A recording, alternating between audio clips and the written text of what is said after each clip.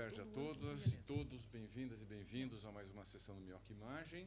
Estamos aqui, como sempre, com a doutora Mariana, que vai resolver o caso, o doutor Tito, que vai ver se a doutora Mariana eventualmente esqueceu de falar alguma coisa pelo elétrico, que é difícil. Seremos presididos pela doutora Edileide e hoje teremos uma exceção. É difícil a gente dizer isso, mas hoje eu tenho certeza, né, Edileide, quem viu esse caso está entre as pessoas do Brasil que têm mais experiência com esse tipo de doença. É verdade. Não é? Eu tenho certeza hoje também que a doutora Mariana não vai acertar o eletro hoje. Se ela acertar, eu rasgo meu diploma. Não fala isso, não fala isso. Também nessa altura, não tem mais tanta importância. Vamos ver. Mas eu acho que é máximo rasgo a cópia não identificada do diploma do Tito.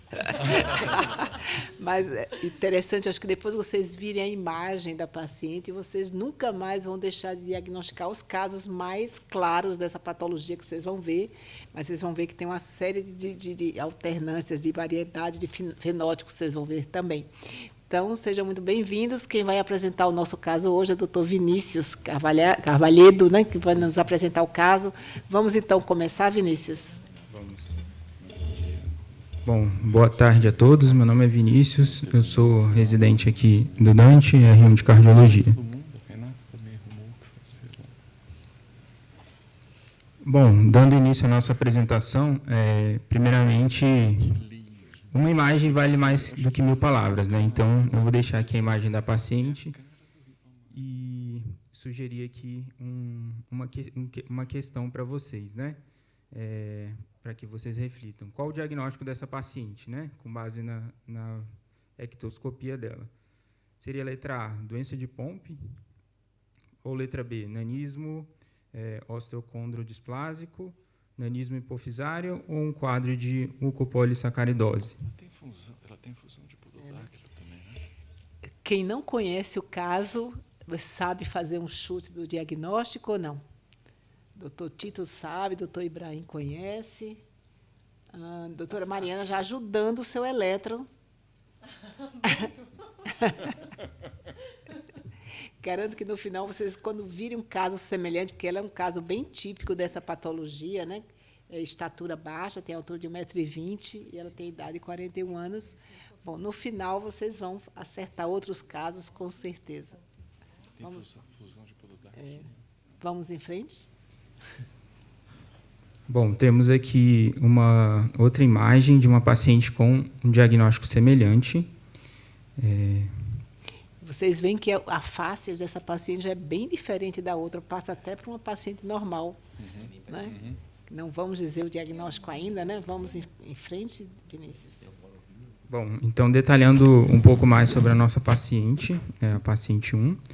Então, a identificação dela é FSC, uma paciente do sexo feminino, 41 anos. De antecedentes pessoais, uma paciente que tem alterações ortopédicas, deficiência auditiva e uma baixa estatura que chama atenção. Tem 1,20 m de altura. De uso contínuo, essa paciente faz uso de espironolactona, 25 mg dia, faz uso do carvedilol, 3,125 mg de 12 em 12 horas, e da digoxina, 0,125 mg dia.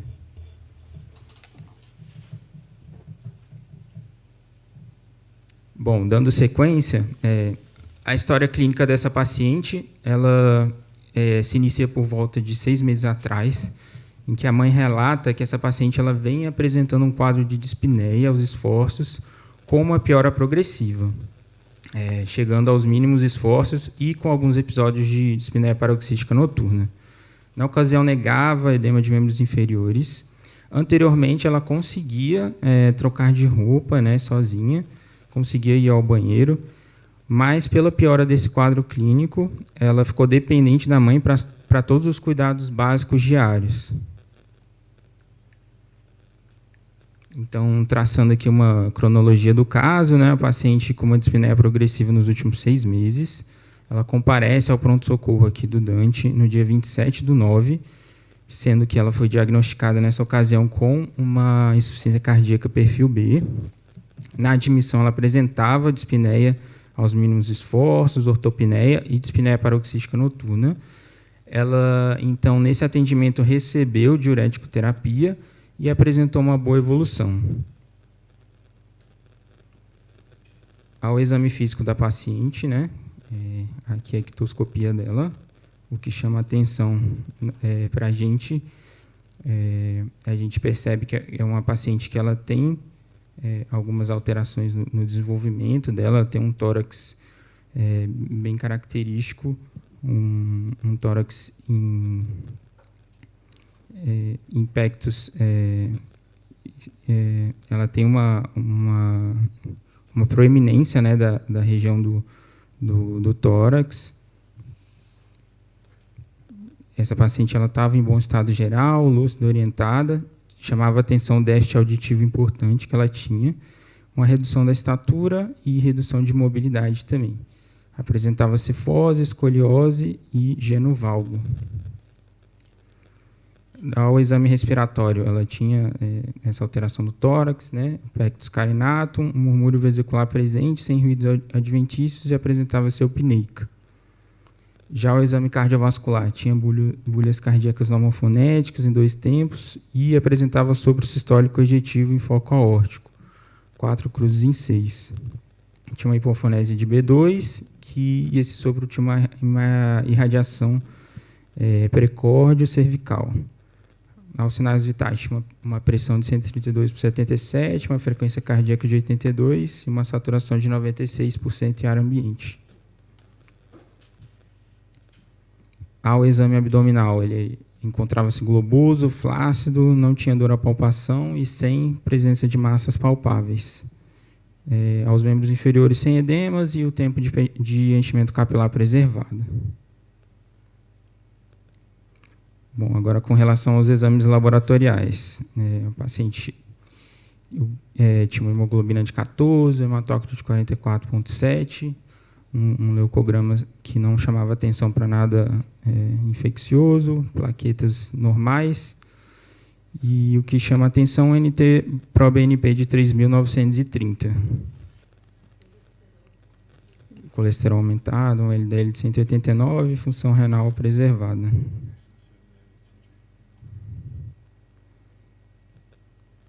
Bom, agora, a respeito do eletrocardiograma, vou chamar a doutora Mariana para que ela possa comentar o exame. Só as primeiras 3 letras da mutação. Tá? É difícil saber até por onde começar nesse paciente. Eu vou abrir aqui, que está muito ruim para eu ver aqui na tela. Então, primeira coisa, uma paciente está com uma frequência cardíaca aí aproximadamente de 100, um pouquinho mais de 100, talvez uma taquicardia sinusal, o ritmo é sinusal. O que chama muito a atenção é a amplitude então, a onda P no plano frontal está ok. Quando a gente olha em V1, ela tem uma onda P muito negativa, só que ela está meio apiculada, ela não, em relação a tempo, ela não está tão alargada, mas tem que pensar em uma sobrecarga de átrio esquerdo, sim. Em relação ao QRS, ela tem um QRS de alta amplitude, de grandes amplitudes, ela tem essa progressão bem lenta da onda R nas precordiais, e ela fecha critério eletrocardiográfico aqui de sobrecarga de ventrículo esquerdo. Ela tem aqui os critérios que ela preenche no plano nas precordiais. É o Peguero-Lopresti. O Peguero-Lopresti seria o S de V4 com maior S das precordiais direitas, que a gente vê ali maior que V3, maior que 23 em mulher. Então, ela tem realmente critério de sobrecarga de ventrículo esquerdo.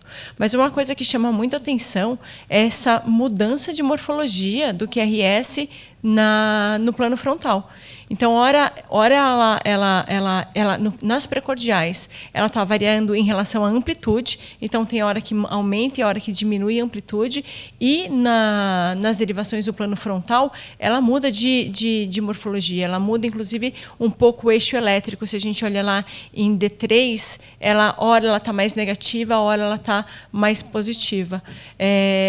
Não sei se tem alguma coisa que poderia, o que a gente vê, né, nessas situações dessa variação de de amplitude, poderia ser alguma coisa restringindo o próprio coração em relação ao pericárdio, talvez aí algum derrame, alguma coisa que justificasse. Algumas vezes em relação à posição também, talvez, eu não sei se essa paciente fez na cadeira de rodas e, de repente, só a respiração com a mudança do tórax, isso também poderia mudar. Mas, para mim, é um ritmo taquicardia sinusal com sobrecargas de sobrecarga ventricular esquerdo, sugerindo sobrecarga de átrio esquerdo e essa voltagem aí que tá mudando, que valeria a pena saber alguma coisa de posicionamento também. Para ajudar no seu raciocínio, para essa cifoescoliose que ela tem um decúbito difícil, né, Edileide? Às vezes ela fica mais lateralizada, ela não consegue ficar um decúbito reto, dorsal horizontal reto, com a coluna toda estendida.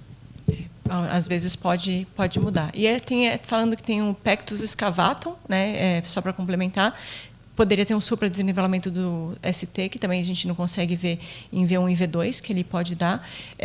E no primeiro slide eu vi alguma coisa em relação à digoxina também. Né? Ela não tem nenhum achado aí típico de impregnação digitálica. Não tem a pá de pedreiro, a colher de pedreiro. Então é isso. Na verdade, eu tenho um pectus carinatum, né, que é o oposto do tá. excavatum, né, babaulado. Tá. Eu me confundi. Então, também não tem nenhuma alteração. Pode ser também pela conformação. Mas é isso. Vamos em frente? Bom, dando sequência aos exames complementares da paciente, agora vamos detalhar mais o raio-x de tórax. O bobão risonho ali. Pode ir em frente. O raio-x é condizente com todas as alterações que a gente encontrou. Né? A gente percebe que é uma paciente que tem aumento também das partes moles no tórax. Ela tem quase que um velamento do hemitórax esquerdo. A maior parte do hemitórax esquerdo é ocupado pela silhueta cardíaca, então sugere uma cardiomegalia, com muito aumento de cavidades esquerdas mesmo, porque tem o eletro, porque tudo está desviado para lá e não tem aquela elevação da ponta, nem retificação nem o quarto arco aparece tão saliente. A gente, olhando a sombra dos brônquios, percebe também que o átrio deve ter deslocado um pouco alguma coisa, mas, além disso, notem como, no abdômen, ela é difícil identificar a bolha gástrica, isso provavelmente pela alteração posicional, isso não quer dizer que tem uma alteração de citos, isso provavelmente pela alteração posicional. Quando as pessoas têm esses pectus carinatum tão pronunciados, a bolha pode estar desviada para frente, não aparecer no raio-x. E tem uma coisa que deve chamar a atenção da gente, que é excepcional, que as duas hemicúpulas diafragmáticas estão na mesma altura. Então, a gente pode imaginar que tem uma redução de volume mesmo no pulmão esquerdo, porque a hemicúpula diafragmática esquerda está na mesma altura da direita, e a gente sabe que, habitualmente, a direita é muito mais elevada por causa do fígado. Né? Mas é uma área cardíaca bastante aumentada, em decorrência de aumento de cavidades esquerdas, principalmente ventrículo esquerdo. E esse mediastino superior, Ibrahim? O mediastino superior também está alargado. E isso é uma coisa interessante, porque a gente poderia pensar no aumento tipo aorta? Não. Isso é aumento de característica de partes moles. Por quê? Compara a intensidade do branco do mediastino superior com a intensidade do branco na projeção do fígado, que serve como referência. Vejam como é mais ou menos a mesma. Então, é algum tecido mole que está lá. Pode ser tecido adiposo? Pode. Excesso de tecido adiposo nessa situação pode provocar isso. Pode ser uma massa expansiva? Pode. Não dá para excluir para tomografia, sem uma tomografia, que ela tenha uma massa expansiva nessa região. Isso poderia ser também. E pode ser uma mistura de tudo. Aumento do tecido adiposo com rotação do pedúnculo. Né? Está me chamando muita atenção aquela variação de volume do pulmão esquerdo mesmo, então o pedúnculo pode estar mais rodado e pode ter aumento de deposição gordurosa ali também. Essa dica de usar o fígado como comparativo. Gostei dessa ideia, essa dica é muito boa, Ibrahim. Vamos dando sequência aos exames, agora o ecocardiograma.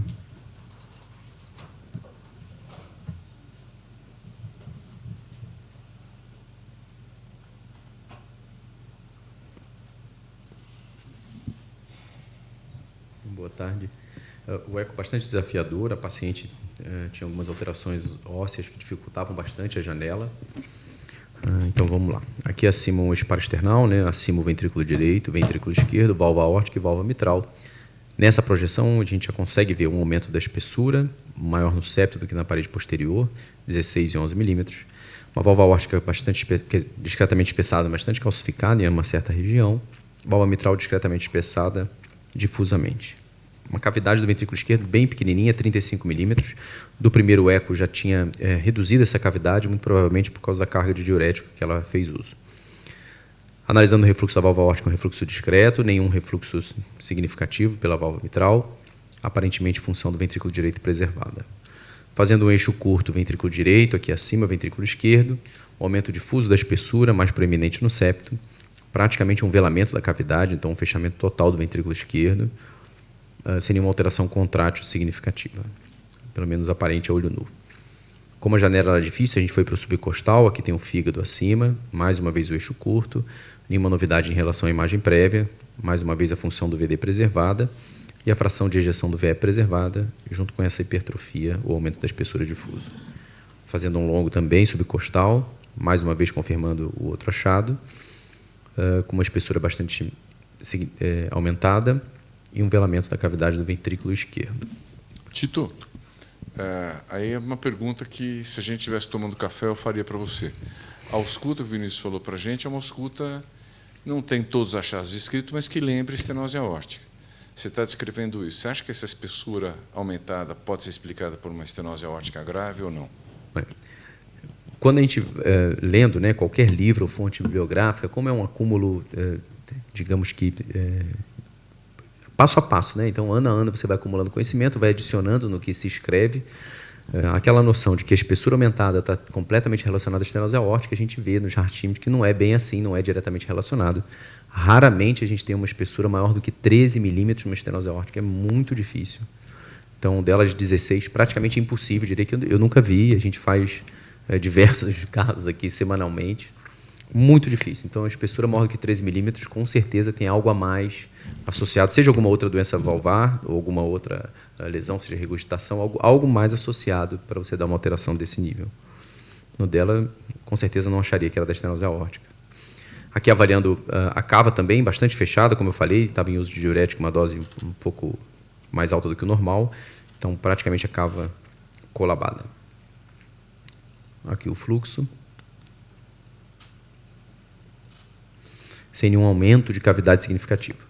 Analisando a olho nu, pelo menos a contratilidade, então 4 câmaras, 3 câmaras e 2 câmaras, o multiplanar, pelo eco tridimensional, uma fração de ejeção aparentemente preservada, que a gente vai calcular depois, sem nenhuma alteração contrátil específica, mas, de novo, um aumento brutal da espessura, principalmente no septo e na parede inferior. Não é simétrico esse aumento? Desculpa, Tito. Ele não tem a mesma espessura no ventrículo esquerdo inteiro. Doutor Edilei, também é uma outra definição difícil da gente falar. Essa definição de simetria, quando a gente pesquisa, é difícil encontrar. O que seria simétrico? 12, 11 é simétrico? Ao pé da letra não seria também. A gente usa aquela relação, isso, de 1.3 ou até 1.5, né? Perfeito. Que tem assimetria. Essa aqui tem 11, 16, alguns são 12, então não é simétrico, tem um acúmulo, uma alteração diferente em cada parede. Aqui, mais uma vez, 4 câmaras, a gente não consegue ensonar bem o ventrículo direito, mas lá no subcostal parecia absolutamente normal, a não ser um aumento discreto da espessura. Mais uma vez, o fluxo pela válvula aórtica, tanto em 5 câmaras quanto em 3 câmaras, um refluxo mínimo. E analisando o gradiente, um gradiente bastante elevado, 118 de máximo, 75 de médio. Lembrando que quando o paciente internou, chegou com 90 e alguma coisa de médio, mostrando que a diuretoterapia faz a gente mascarar, digamos assim, até certo ponto a gravidade. Uma fração de ejeção de 58% pelo método tridimensional.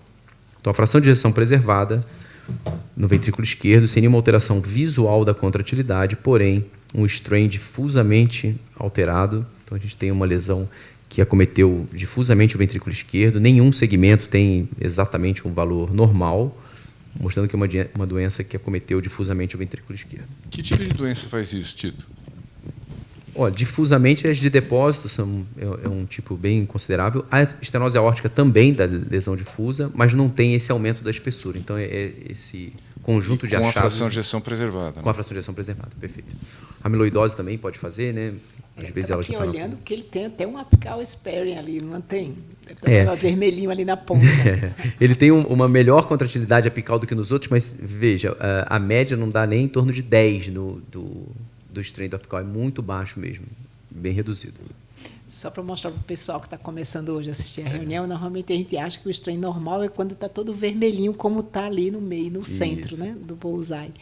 E esse aqui, lá no centro, está vermelhinho, mas volta rosa e azul, né? Mostra, então, bem alterado na região média e basal.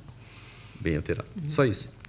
Tito, me ajuda a raciocinar que, além das minhas limitações naturais, esse caso tem algumas coisas que não estão batendo, né?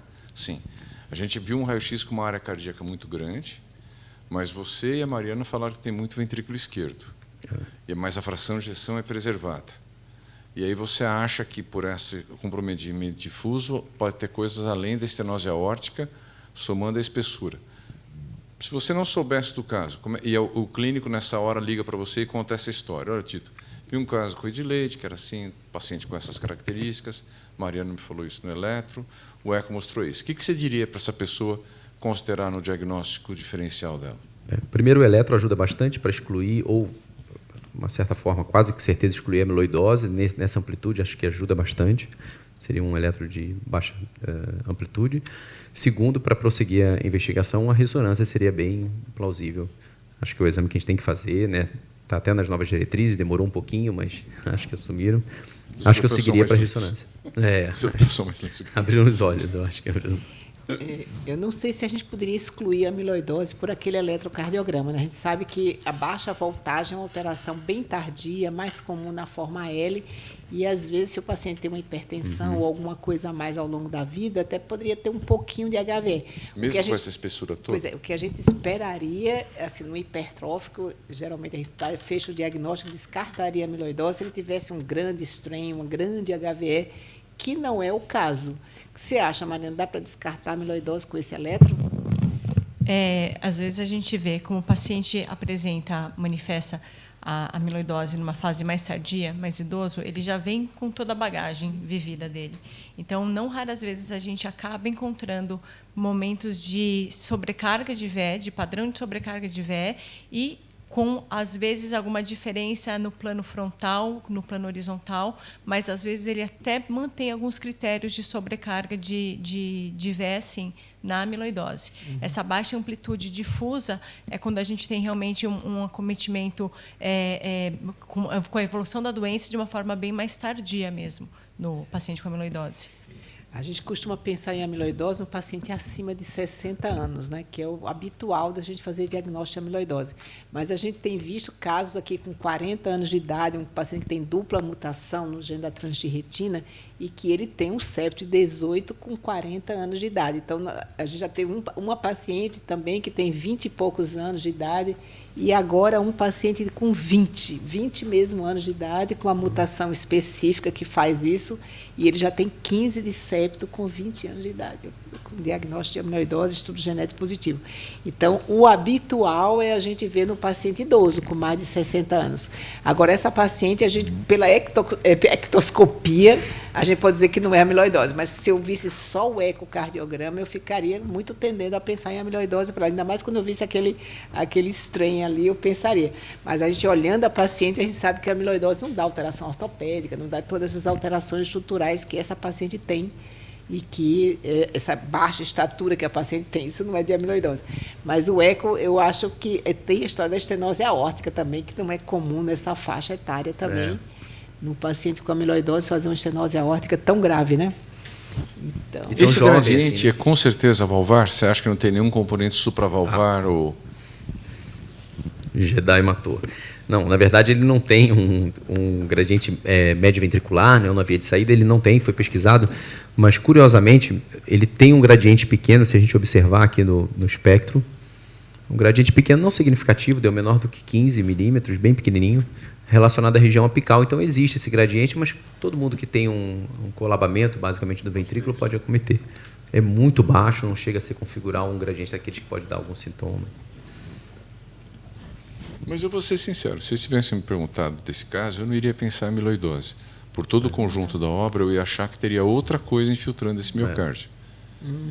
Porque eu acho mais provável, considerando o contexto desta paciente, tivesse outro tipo de doença infiltrativa do que né, amiloidose. Mas eu não iria pensar que esse miocárdio está lá por causa da estenose aórtica. Mas aquele apical Sperry ali.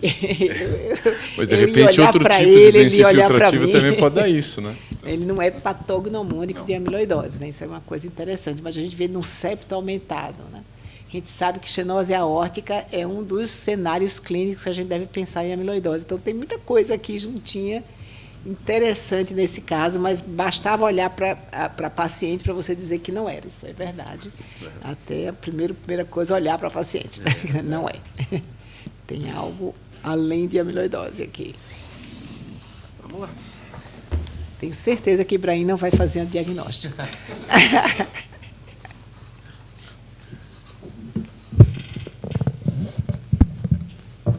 Vamos lá, para dizer a verdade, nem precisou, porque já chegou na tomo com o diagnóstico feito. Né? Que não diga ainda não, Ibrahim. Eu não vou falar aqui agora qual é. Mas algumas coisas acho que vale mesmo a pena a gente comentar nesse caso, até pela raridade. Né? Primeiro, olhem a válvula aórtica. A gente está falando de um caso de estenose aórtica, habitualmente, principalmente nas doenças degenerativas e nas válvulas aórticas bivalvulares, antigamente conhecido como bicúspide, tem um grau de calcificação valvar muito elevado. Nesse caso, dessa paciente, nós temos 3 folhetos com pouca calcificação valvar. Segunda coisa, aqui à esquerda de vocês vão aparecer cortes tomográficos de cranial para caudal. Ibrahim tem um apontador, eu acho que o pessoal não vai... Não está aparecendo o mouse? Ah, tá, peraí. Não vai perceber os folhetos. Como eu estou vendo o mouse aqui, eu achei que estava. Então está aqui, agora sim. Então estão aqui os 3 folhetos, com alguns pontinhos de calcificação. A gente vê os 3 folhetos abertos, mas não é muito cálcio. Segunda coisa, a gente vai ver aqui à esquerda imagens que vão de cranial para caudal. Então vamos ver. Primeiro, essa paciente tem um aumento da gordura periférica. Segunda coisa que a gente vai perceber aqui, eu vou até voltar, perdão. Ela tem um aumento, não volta tanto. Tem um aumento da tireoide que a gente está vendo um pedaço dela aqui. Agora nós vamos acompanhando, veja que no pedúnculo central vai começar a aparecer muito tecido gorduroso. Então, ela tem um aumento da deposição gordurosa. E parte daquele pedúnculo era mesmo, vou voltar aqui outra vez, era mesmo por causa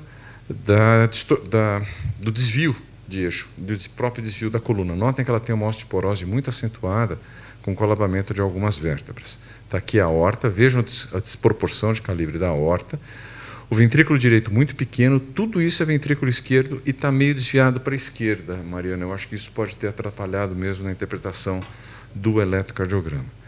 A morfologia da cavidade chama atenção desde o início. Vejam que ela tem, ao final de Cícero, uma morfologia muito reduzida, um pouco mais apertada, exatamente onde o Tito falou. E aqui, quando a gente olha essa imagem, é aquela história do truque do mágico. Como é que o mágico engana a gente? Ele te faz olhar para uma mão, enquanto ele provavelmente está mexendo para a outra em outro lugar. Né? Então, a gente olha para cá, a gente, puxa, tem um aneurisma de aorta. Não, aqui a aorta é normal. Ela tem, nós vamos ver depois as medidas, uma redução das dimensões da via de saída do ventrículo esquerdo e da raiz da aorta. Essas sim são pequenas. A aorta aqui pode ser que em parte esteja distorcida pelo aumento do jato, pela lesão de jato, pode, porque um paciente tem uma área corpórea pequena, talvez isso para ela seja aumentado. Mas isso aqui tinha 34, 35, nós vamos ver daqui a pouco. Aqui nós vamos fazer uma reformatação da válvula aórtica, primeiro uma movimentação da válvula aórtica. Notem que o grau de calcificação é pequeno. E aqui as contrações pela tomo, primeiro em eixo curto, chama atenção mesmo o aumento da espessura, chama atenção a redução de volume ao final de sístole, e a gente também não viu muitas áreas de colabamento. Tem até aquela morfologia que chega a lembrar a hipertrófica, aquele pé de bailarino, mas não é exatamente isso, não tem aquela ponta tão alargada como fica nas hipertróficas. Notem aqui a via de saída, aqui a válvula aórtica abrindo, a gente percebe os folhetos valvares aqui, e aqui a válvula aórtica, a região subaórtica sem nenhuma alteração morfológica. Essa moça tem, além dessas variações de diâmetro no início, tem a aorta descendente torácica muito tortuosa, como vocês veem aqui. Como referência anatômica, esse é o tronco celíaco. Então, vejam que a porção descendente torácica é muito tortuosa, mas não tem placas calcificadas.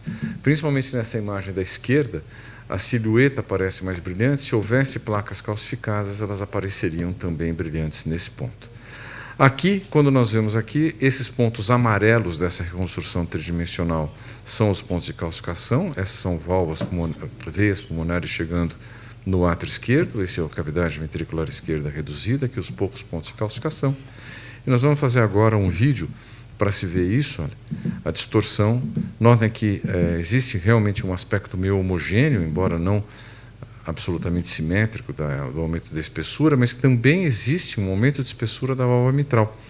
Né? Esse espaço aqui da válvula mitral está um pouco mais aumentado, e aqui a válvula aórtica trivalvular, olhando para a gente de frente, com pouquíssima calcificação. Agora nós vamos da crosta da aorta para o interior do ventrículo esquerdo. Aqui a gente vê os vasos da base, né? Carótida esquerda, subclave esquerda e tronco braquiocefálico. Nós vamos descendo. A gente vê aqui a válvula aórtica com o aumento da sua espessura. Vamos entrar na cavidade ventricular esquerda. E aqui nós vamos perceber que o espaço que existe para passar para acúmulo de sangue aqui é muito pequeno. Esse espaço é muito reduzido em relação àquilo que se nota no habitual, chegando na ponta do ventrículo. Nós vamos olhar da ponta para a base. Normalmente, aqui nós seríamos capazes de ver a válvula mitral, a válvula aórtica. No caso, aqui nós não estamos vendo, porque existe um aumento muito grande da espessura, mas não tem nenhum ponto com que ela é mais apertada. Em relação às dimensões, como eu comentei, o anel valvar aórtico é pequeno, 21 por 20. Aqui são perímetro e área, que também confirmam que ele é pequeno.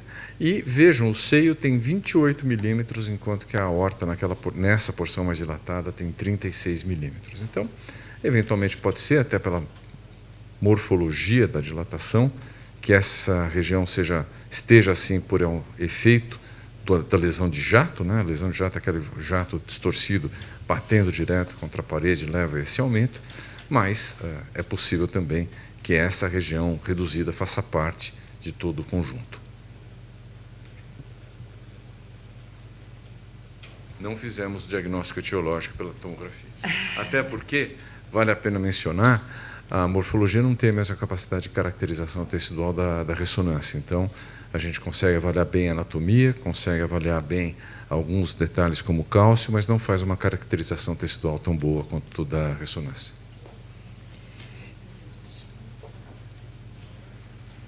Bom, agora prosseguindo com o caso da paciente, feito o diagnóstico de estenose aórtica grave, agora desvendando o caso, né? É uma paciente com um quadro de mucopolissacaridose do tipo 4, uma paciente que já tinha sido submetida previamente a um estudo genético e a uma avaliação do geneticista, ela já fazia acompanhamento. Estava em tratamento com reposição enzimática, né? A enzima que ela usava é alfa-elosulfase, uma vez por semana.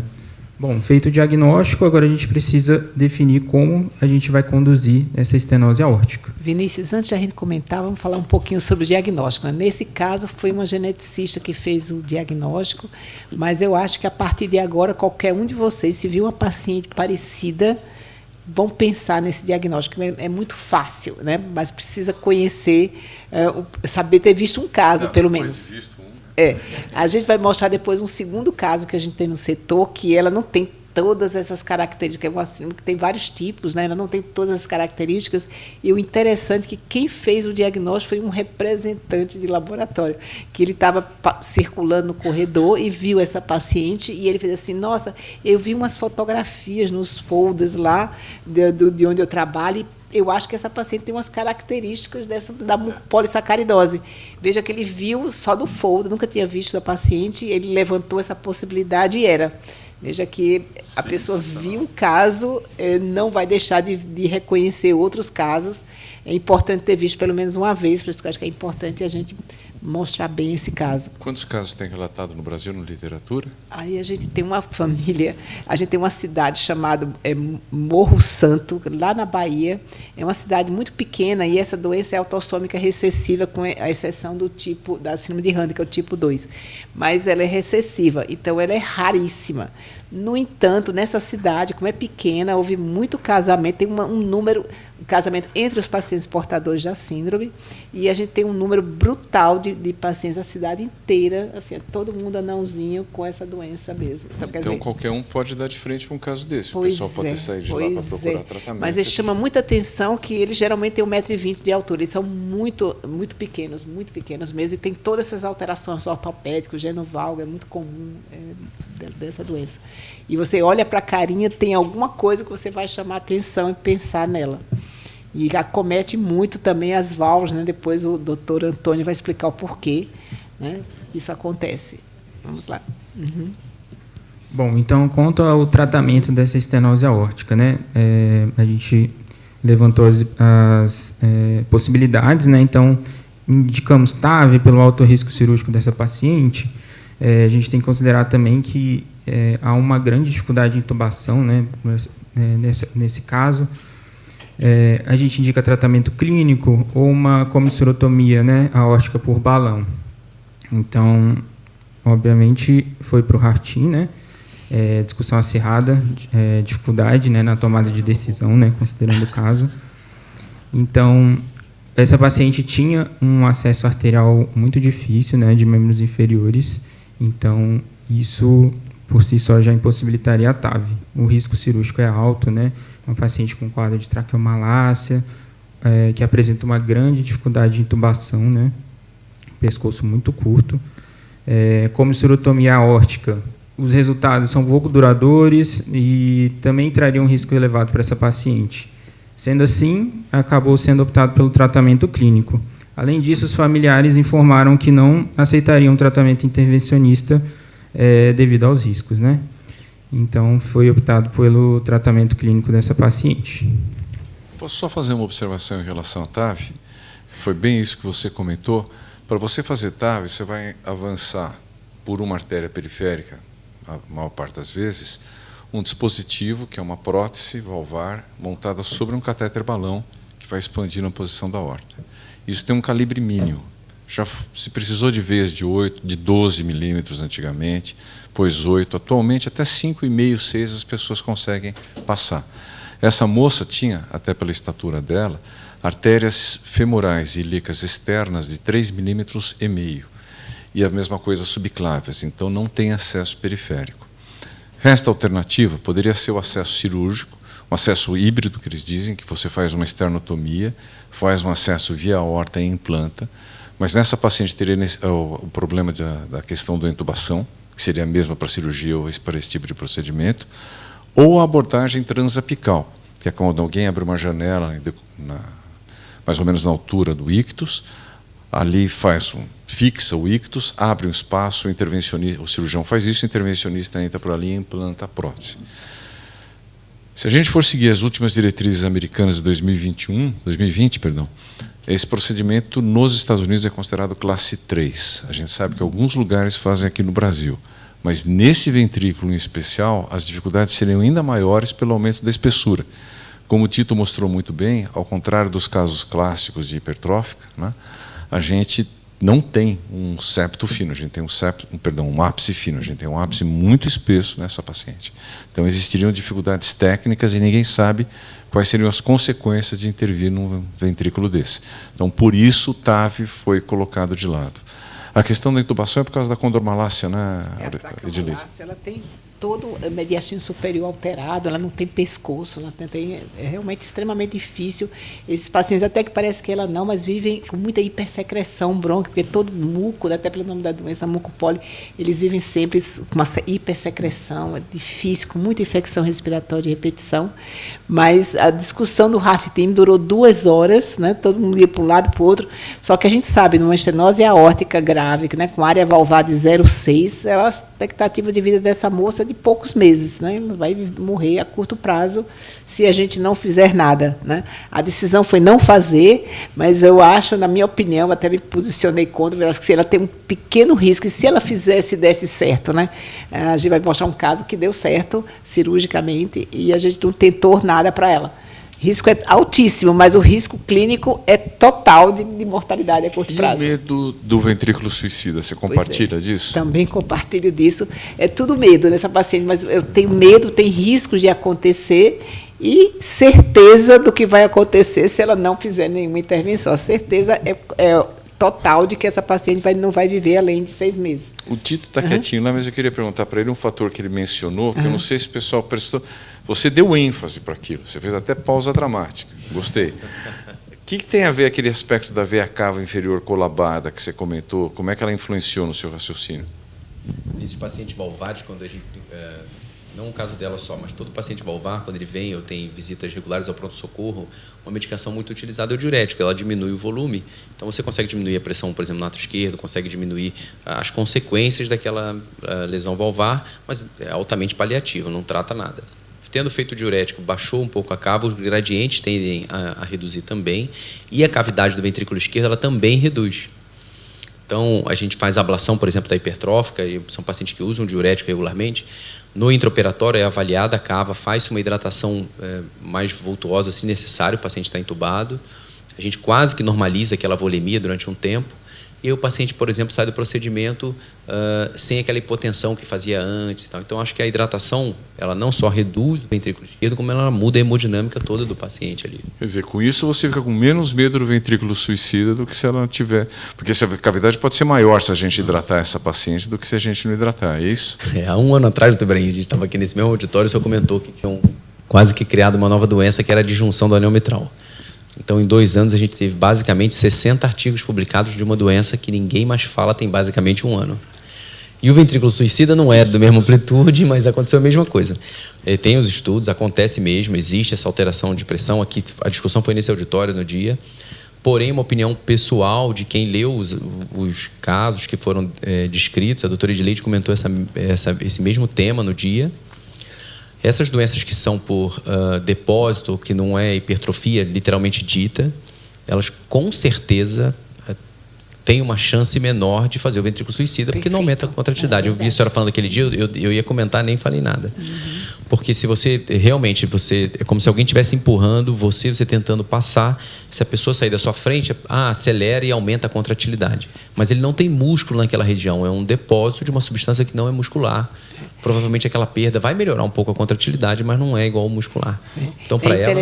É interessante que o depósito, a fibra aumenta porque ela tem um depósito lisossomal. Então, a célula fica grande, ela tem HVE no eletro, a mesma coisa doença de Fabry. Tem aumento de parede, tem aumento, a fibra é aumentada, mas ela não tem uma hipercontratilidade, como é o caso da miocardiopatia hipertrófica. Perfeito. Porque ela está grande, mas ela não tem uma hipercontratilidade. Acho que é diferente mesmo. Fabry e mucopólio, são 2 lisossomais, são diferentes de miocardiopatia hipertrófica. Apesar da cara ser igual, né? A imagem ser igual, mas o eletro é igual, parecido, pelo menos, mas não tem a mesma fisiopatologia, uma coisa da outra. E tem, doutor Ibrahim, pode comentar também do MAP, do extracelular, doutor Ibrahim? Nesses casos aí, a gente tem o MAP pode estar aumentado, mas o extracelular não está, porque é uma lesão intracelular, né? Um acúmulo intracelular. Outra coisa é que a maioria desses casos de ventrículo suicida é com um gradiente ou uma redução na via de saída.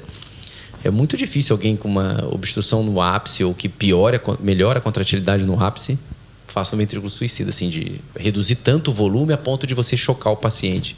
Por isso que eu tinha perguntado para você se você tinha encontrado alguma coisa lá, porque tanto o eco como a tomo mostraram isso, né, que a via de saída é ampla, que você não tem obstrução subvalvar, que se tem alguma coisa é intraventricular lá no meio. Então, a chance de ventrículo suicida, porque a gente não conseguiu fazer o diagnóstico, mas com certeza, mas a sensação de que essa espessura miocárdica por alguma coisa além de músculo cardíaco é muito grande, né? 16 milímetros, uma pessoa que tem todos os comemorativos da doença, é muito possível que ela tenha infiltração no miocárdio também, né? Na verdade, ela deposita esses mucopolissacáridos, que são glicosaminoglicães, que são por falta de uma enzima, né? Por isso que deposita lá no lisossomo.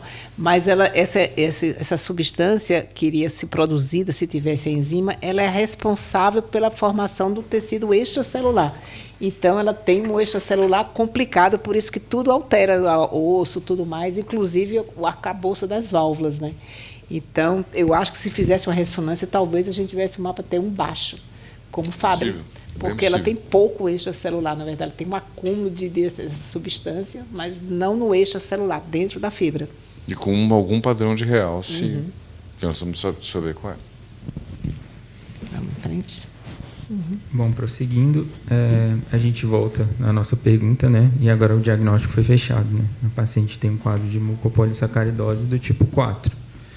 Vejam a falta de pescoço que ela tem, né? Veja, difícil mesmo. A tubação aí ia ser bem desafiadora problemática, mesmo, né? Tem uma protuberância do lábio, é bem característico esse lábio dela. Vamos em Imagina o frente. eco. Imagina para fazer o eco. Pois é. Vamos em frente. Até a tomo, viu, Tito? Alguém teve que ficar com ela dentro da sala ajudando a manter o decúbito, porque ela tem dificuldade anatômica mesmo, não é má vontade da paciente, ela tem uma dificuldade ortopédica mesmo de manter o decúbito. Bom, a imagem daquela paciente que a gente trouxe no início, né? A nossa outra paciente com um quadro de mucopolissacaridose, mas nesse caso do tipo 1. A gente observa que ela tem uma diferença aqui nas faces, né? E chama muita atenção essa hérnia abdominal muito protuberante. Mas vejam que a diferença é muito grande de uma para outra. Essa tem um rosto aparentemente normal, mas só que ela tem um lábio um pouco mais pronunciado. Foi isso que chamou a atenção do representante do laboratório, que viu uma imagem parecida de mucopoli. E é muito característico uma hérnia umbilical. Ela tinha uma hérnia umbilical gigante, essa daqui. Olhem só a hérnia. E ela fez insuficiência cardíaca por valvopatia também. Estenose aórtica também? Ela tinha sido operada já. Mostra a história dela. Ela operou a estenose aórtica e agora estava com a estenose mitral. Trazendo a história dela, então, uma paciente também acompanhava aqui, né? Primeira consulta em setembro de 2014. Ela já havia sido submetida a uma troca valvar aórtica por prótese metálica, papilotomia também, isso em 2007. E era o motivo em que ela anticoagulava. Como nós vimos na imagem, tinha uma hérnia abdominal volumosa e uma paciente que acabou evoluindo para uma IC de perfil B. Por dupla lesão mitral, tinha a lesão mitral grave e insuficiência tricúspide com disfunção de VD também. Era uma paciente que fazia reposição enzimática aqui no hospital, justamente pela preocupação, né, dela acabar descompensando, né, durante essa reposição. Chegou a ser discutido em Hartim também, mas acabaram que os familiares recusaram o tratamento cirúrgico. E o desfecho é que essa paciente acabou indo a óbito em 2015. Mas viveu 8 anos depois da troca da válvula aórtica, né? Sim, viveu. Depois... talvez ela valesse a pena ter arriscado a cirurgia. Eu lembro que eu falei isso para a mãe várias vezes. Vamos arriscar. Mas a mãe, não vou arriscar. Ela viveu 6 meses depois disso. Né? É que eu imagino que para a família é uma decisão difícil, né? Porque a gente fala em decisão compartilhada, mas a carga emocional do cuidado que a pessoa deve ter, deve ser muito difícil para a família tomar uma decisão serena, assim, dizer, não, vamos encarar. Porque quando a gente passa os números e explica para as pessoas qual é a relatividade do número em termos de mortalidade e tal, isso deve causar na cabeça da pessoa que não é da área da saúde um impacto grande, né? E sempre tem a esperança de que alguma coisa aconteça e a pessoa não evolua da maneira que a gente sabe que vai evoluir, né?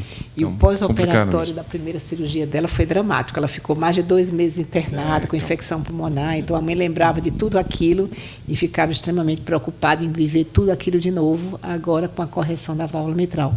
Mas vejam como e ela tinha condromalácia também? Foi difícil a intubação dela?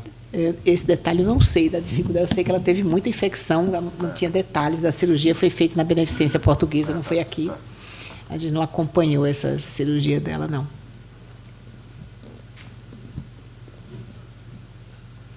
Bom, agora dando seguimento à nossa apresentação, o Dr. Antônio vai apresentar uma revisão sobre a mucopolissacaridose. Boa tarde, meu nome é Antônio, sou R1 de Clínica Médica do Hospital Heliópolis e vou estar fazendo uma breve revisão sobre as mucopolissacaridoses. Basicamente, nós temos 7 tipos de mucopolissacaridose, com 11 subtipos, são 11 defeitos enzimáticos distintos.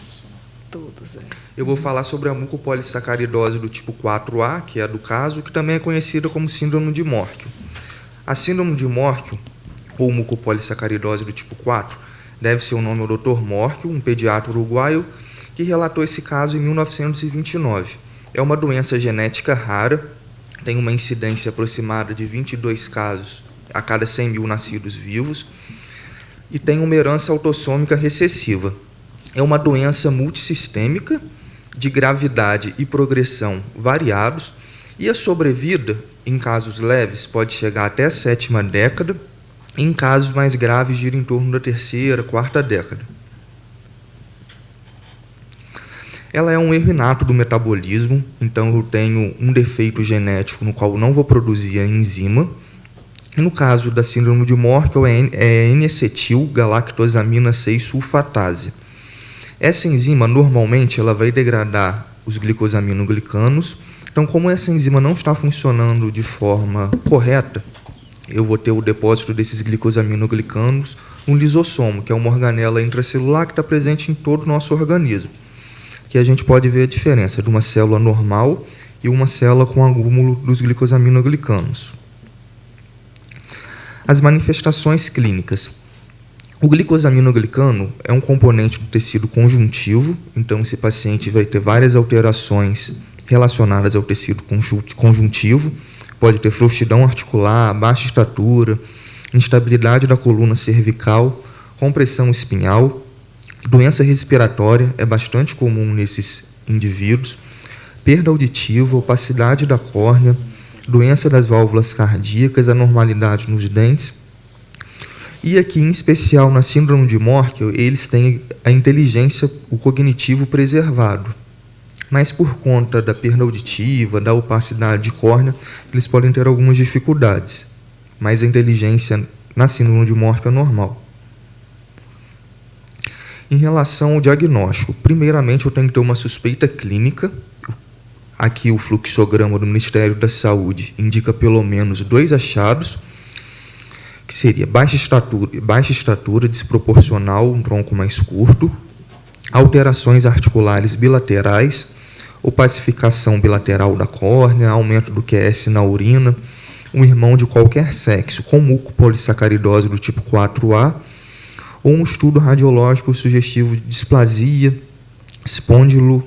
espondiloepifisária, pseudoclonoplastia, displasia epifisária múltipla, ou doença de leve de Calvo-Perkins. Mas como a manifestação ela pode variar de indivíduo para indivíduo, a gente geralmente vai ter 1 ou 2, nós podemos, em alguns casos, ter apenas um sinal. Tendo uma suspeita clínica, eu posso partir para o diagnóstico, que seria o teste genético ou um teste laboratorial. Eu vou dosar a atividade dessa enzima nos tecidos. Em relação ao tratamento, como já foi exposto, esse paciente tem várias alterações, então o tratamento precisa de uma equipe multidisciplinar, tratamento ortopédico, auditivo, odontológico, cardiológico, muitas vezes o tratamento cirúrgico.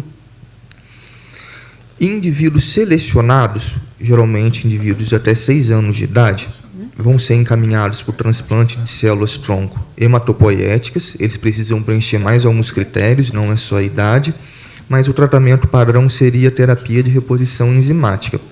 E quanto mais precoce iniciar esse tratamento, algumas lesões, a maioria das lesões são irreversíveis, mas com uma terapia precoce a gente consegue parar a progressão da doença. Basicamente isso. Excelente. Basicamente isso não, excelente revisão que você fez. Os dois foram muito bem, parabéns pela apresentação do caso e pela revisão. E quando vocês acharem que vocês são muito bons, lembra que alguém sabe tudo isso de cabeça. Lembrar que eu queria falar com relação a essas doenças raras. Às vezes a gente fica pelejando muito tempo, faz diagnóstico tardiamente, e hoje em dia a gente tem possibilidade de fazer o diagnóstico do pezinho ampliado logo ao nascimento. O seu paciente nasce e a gente fizesse um diagnóstico desse, é claro que pode ser que ele tivesse algum fenótipo ainda, mas se começasse a reposição enzimática bem no começo, né, talvez tivesse um fenótipo bem mais brando, né, e o paciente tivesse uma evolução bem melhor, não tivesse essas valvopatias, que é a regra desses pacientes virem a ter no futuro. Então, claro que tem um custo muito grande esse teste do pezinho, se a gente fosse fazer a nível populacional, mas ele também permite você economizar um monte de investigações que seriam desnecessárias, o diagnóstico está feito ali, né? E principalmente quando há um outro membro, alguma paciente da família acometida, aí se impõe a investigação dos familiares logo ao nascimento, né? Para a gente fazer esse diagnóstico mais precoce. Mas eu acredito que depois de hoje todo mundo vai olhar uma pessoa com o lábio um pouquinho mais amplo, já vai pensar um pouquinho mais em mucopoli é raro, mas existe, né? E em algumas situações de casamentos na mesma família, você pode ter um número maior em determinadas regiões, né? Eu ia chamar a atenção para isso. Às vezes a gente não dá o devido valor na anamnese da consanguinidade do casamento, né? Não estamos falando aqui de coisa de irmão ou irmã, mas primos de terceiro ou quarto grau. Num dos slides que você mostrou, estava bem ilustrado que se a pessoa tem mais chance de ser um portador do que um paciente. E se ele tem um primo de terceiro, quarto, quinto grau, coisa que muita gente nem considera da família, mas que carregou a mesma coisa, e casar, isso aumenta a chance, não só dessa doença, mas de muita doença. Por isso tem muito lugar no mundo. Você vai na Europa, às vezes tem várias vilazinhas na Europa que tem muito casamento consanguíneo e que tem prevalência mais elevada dessas doenças genéticas do que outras. Então, nas anamneses, acho que a gente deveria sempre se preocupar com o grau de consanguinidade dos pais. Outra questão é com relação ao sexo. Né? Você tem a doença de Hunter, não, isso aqui é autossômico recessivo, a grande maioria dos casos, mas na síndrome de Hunter, ele é ligado ao X, então vai ser muito mais comum e mais grave nos pacientes masculinos.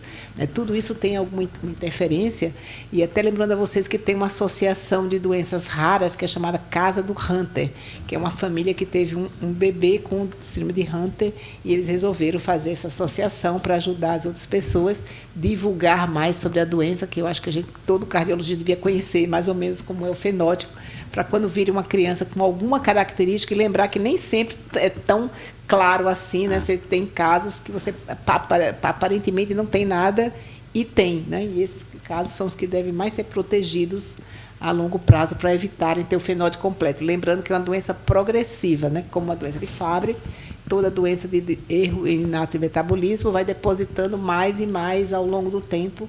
Se a gente para a progressão da doença, quanto mais cedo, melhor, né? E como mensagem final da imagem, né, Tito? A tal da espessura.